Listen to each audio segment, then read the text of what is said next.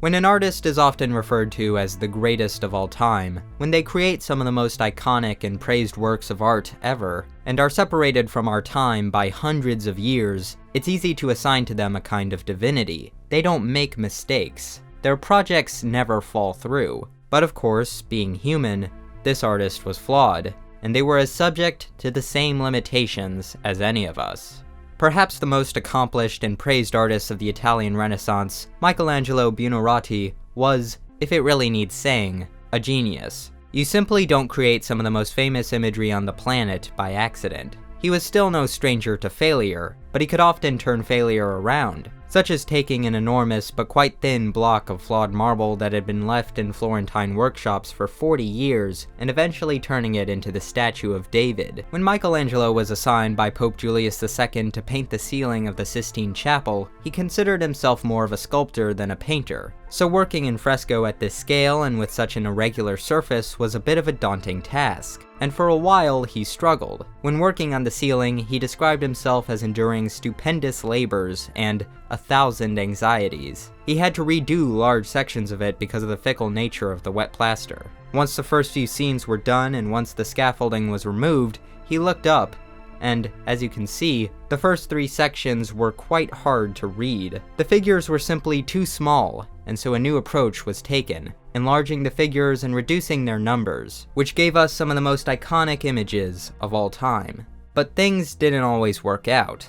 One project, again commissioned by Pope Julius II, was so disastrous it was coined the Tragedy of the Tomb by one of Michelangelo's biographers. The original project was supposed to be a 3-story tall freestanding tomb with over 40 figures. It was incredibly ambitious, perhaps too ambitious. Michelangelo was initially so invested in the project that he spent 8 months simply quarrying the marble until funds were cut off and Pope Julius II sent him on a different mission, painting the ceiling of the Sistine Chapel. Shortly after the ceiling's completion, Pope Julius II died. So clearly there was a bit more urgency to complete the thing. He resumed work on the tomb, this time carving the Moses and 2 other slave statues, until the tomb was placed on hold again. The tomb was redesigned several times, removing more and more statues and shrinking again and again for 40 years until it became what it is now. A mere wall tomb with a statue of Moses placed kind of awkwardly in the middle, and with several sculptures on the upper level absolutely not carved by Michelangelo. The best part is it's not even a tomb, but more of a funerary monument. The body of Pope Julius II is currently buried in St. Peter's Basilica behind a floor slab. If it was finished according to the original plan, it might have been as famous and world-renowned as David or the Pietà, or even the Sistine Chapel ceiling. When the tomb came to its anticlimactic end, I imagine Michelangelo was both glad the project was finally finished, even if it was not what it could have been, and disappointed in the end result. Once he lamented, "I lost the whole of my youth chained to this tomb." I think we can all attest to a big exciting project that became a shadow of what was originally planned. Although the project was more or less an unmitigated disaster, it did give us some interesting residue. Only a few of those 40 figures were ever finished, and a notable 4 were left unfinished, which are now displayed at the Academy of Florence, the same place as the statue of David. These figures are often referred to as the slaves or the prisoners. They were meant to be caryatids of sorts, anthropomorphic columns meant to flank the walls but serving no structural role. The first, titled The Young Slave, has his arm covering his face, while half of the head rests in his stony, oversized hand. The second, titled The Bearded Slave, is probably the most finished of the 4. His bottom hand is also an oversized blocky mess that melts into his thigh. The third, The Awakening Slave, is in a writhing position. It's unnerving to imagine him trying to twist his body out of the stone without the use of his hands, seeing as they are useless lumps. The last, Atlas, probably my favorite, may be the most incomplete. Its title is apt, and I can also imagine the big block of overhanging stone belonging to a classical pyramid head type creature.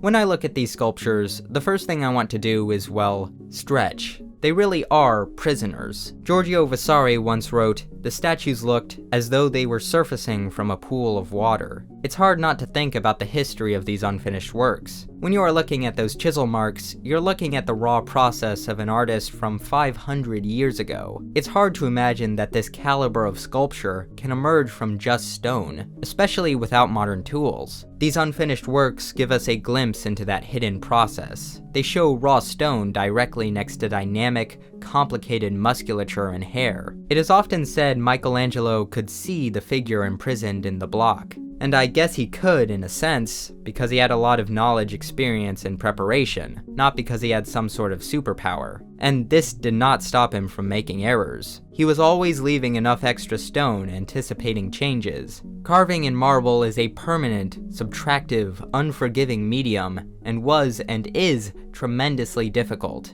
even for Michelangelo. Although a neat metaphor, to say he was actually liberating the sculpture from imprisonment in the block by simply removing excess material, as it is commonly said, is inaccurate. The slaves show he would carve in one direction, either from one face of the marble to the other face, or from corner to corner, in a way perhaps intentionally or unintentionally creating an optimum angle from which to view it. There's some claims that Michelangelo left these intentionally unfinished, as some sort of commentary on the art process, or to show the eternal struggle of human beings to free themselves from the bonds and physical weight of the matter. This is almost certainly untrue. When you take in the wider context, it becomes abundantly clear Michelangelo was overworked, not trying to make a statement. It's easy to believe they are intentional. When removed from their context, they're kind of eerie, and their names certainly don't help. These trapped human forms seem like they could easily represent the subjects of an ancient myth, where some vengeful god punishes these poor souls by partially entrapping them in stone. Although perhaps only related in a superficial way, Henri Matisse's relief bronze sculptures, the Back series, fascinates me similarly. The faceless figure becomes more and more abstracted, getting less defined and disappearing further and further into the shape of the wall. It has that same unnerving effect, illustrating a being trapped at the threshold between raw material and human form. There are other sculptures that are unfinished from Michelangelo. Before Michelangelo completed David, he was commissioned to start working on 12 marble apostles for a cathedral, but only St. Matthew was ever started, and was left unfinished because he was distracted by a commission to again work for Pope Julius II. Again, here you can see how he worked, carving from one face of the stone directly to the other. Leaving things unfinished was a major theme in Michelangelo's life. He often grossly underestimated the time it took to finish his works, and if it wasn't by his own hand, projects would frequently never come to fruition because of outside factors. Late in his career, Michelangelo would complete fewer and fewer sculptures, completing only 3 in the last 3 decades of his life. Giorgio Vasari wrote in The Life of Michelangelo that as soon as he had found a small error in a figure, he let it alone and took up another block, thinking he would not experience the same fortune. Jürgen Scholz has estimated that nearly 3/5 of his sculptures remained unfinished. According to Vasari, before Michelangelo's death, he burned a great number of his designs and sketches in order that no one should perceive his labors and the efforts of his genius, that he might not appear less than perfect. Clearly, if there was ever an appropriate time to use this phrase, perfection was the enemy of the good.